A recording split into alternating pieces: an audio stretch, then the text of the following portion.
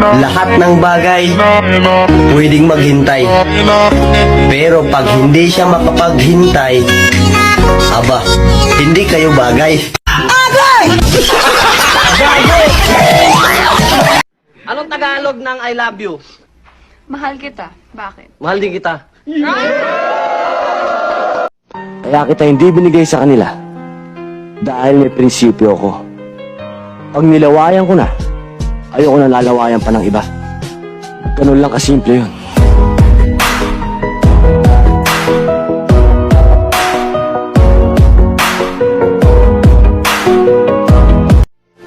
Kung mahal mo ko, may intindihan mo ko. So pati pagmamahal ko kay questionin mo? Wow! Pambihira!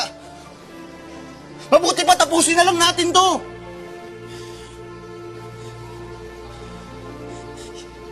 Yun ba yung gusto mo?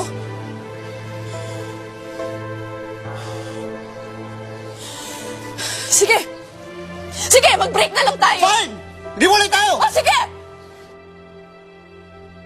Pero itong tatandaan mo, hindi ako bumabalik sa mga ex ko! Ang salitang I love you, hindi naman tanong. Pero bakit ang sakit pag walang sagot?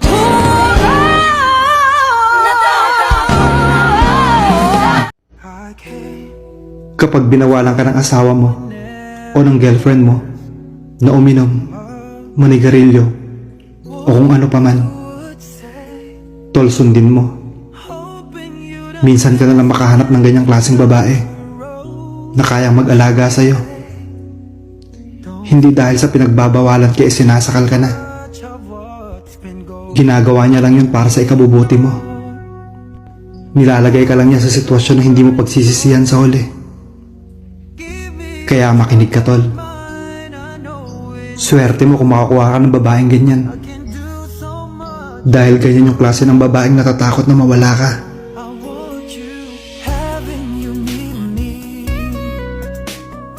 Alam mo yung masakit? Yung taong sobra mong kinulit, bigla ka na lang pinagpalit. Yung taong hindi mo pinagsawaan, bigla ka na lang iiwan. Mapapasigaw ka na lang talaga ng sana hindi na lang kita nakilala. Yeah, akong uyab na ana. Nanay lain.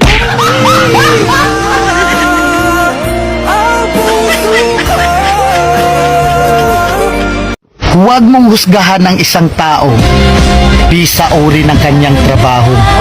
Katulong man yan, karpintero, basurero, o kahit ano pa ang trabaho, basta marangal. Dahil hindi naman batayan ang trabaho para respetuhin mo ang isang tao. Dahil ang buhay, kailangan natin ng diskarte para umasenso. Aanin mo ang diploma kung wala kang respeto sa kapwa. Kaya tayong lahat ay pantay-pantay lang. Tayong lahat ay may karapatang tratuhin ng tama kahit walang pinag-aralan.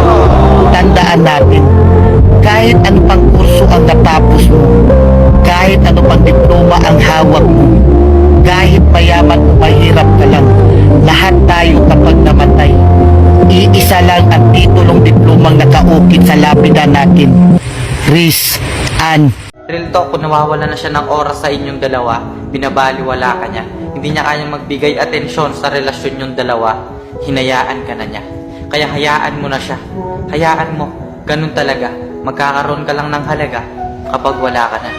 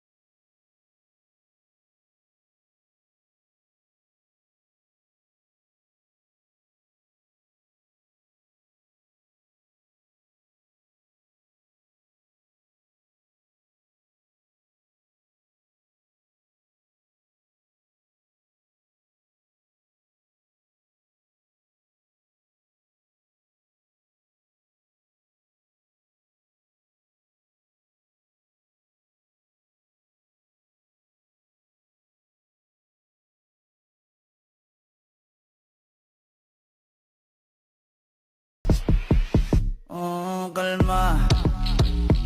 Baby, kalma. Huwag mo naman akong bigyan ng dahilan para tabihan ka. Kalma. Mahal ka? Bakit wala siyang oras sa'yo? Mahal ka? Bakit hindi kanya priority? Mahal ka? Pero bakit ang dami niyang rason, hindi ka lang makausap? Alam mo, kung totoong mahal ka, gagawa ng paraan yan. Makita at makausap ka lang. Na-miss ka? Sabi niya? Bakit hindi ka tinatawagan? Makinig ka. Ang pagmamahal ay hindi sinasabi, kundi pinapakita at pinaparamdam. Ingat! I love you. Kahit magbalik na rin natin ang mundo, hindi ang isang katulad ko ang magugustuhan mo. Mahal na mahal kita. Sobra. Matagal na. At kaya kitang panindigan at ipaglaban kahit kanino.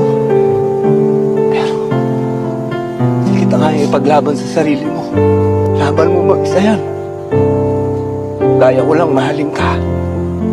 Hindi ko kayang pilitin na gustuhin mo ko. Narinig mo na ba ang katagang ito sa jowa mo? Mahal na mahal kita. Kahit anong mangyari, huwag mo akong susukuan, ha? Pero, wala siyang time at hindi kanya priority.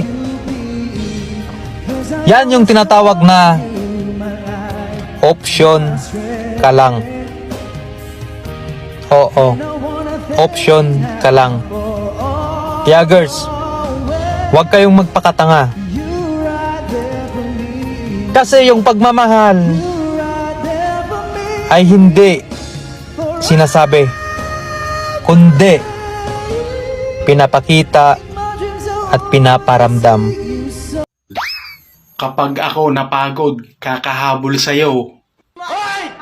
Gagapangin na lang kita.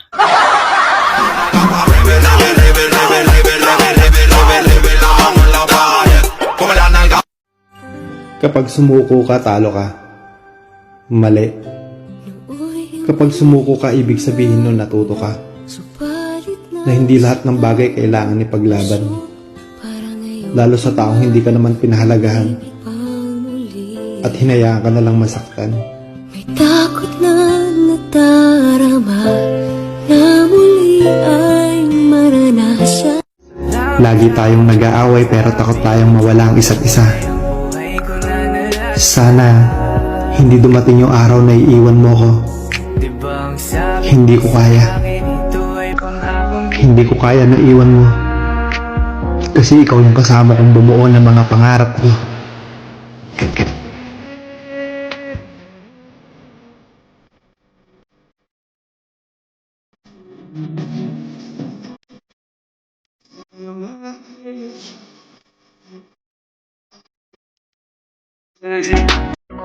Lahat ng bagay pwedeng maghintay.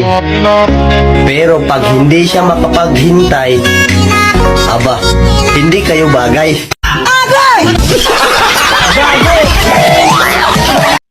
Suko, salitang di ko kayang gawin sa'yo. Kasi nangako ako sa'yo. Hanggat kaya ko, ilalaban ko to. Hanggat kaya ko, magtitiis ako. Anong Tagalog ng I love you?